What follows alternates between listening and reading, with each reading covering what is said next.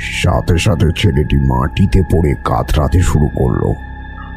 তার আওয়াজ যাতে ওই মহলের বাইরে বেরোতে না পারে তার জন্য কিছু লোক এগিয়ে গিয়ে ছেলেটির গলাটা টিপে ধরল। এরপরে ছেলেটির দম বন্ধ হয়ে গিয়েছিল। ছেলেটিকে মেরে ফেলার পরে ওই জমিদার তাকে রাতের দিকে কিছু লাঠিয়াল সহযোগে এসে ওই পুকুরের পাঁকের মধ্যে পুঁতে দিয়েছিলেন। তারপরের দিন সকালে গ্রামের সকলের কাছে ওই আর্জি রেখেছিলেন যে ছেলেটিকে আর খুঁজে পাওয়া যাচ্ছে না।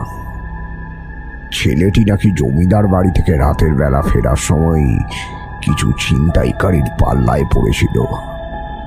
তারাই নাকি তাকে নিরুদ্দেশ করে দিয়েছে। জমিদারের লাঠিয়ালেরা নাকি তাদের পিছুও করেছিল, কিন্তু তারা শেষমেশ ছেলেটিকে আর রক্ষা করতে পারেনি।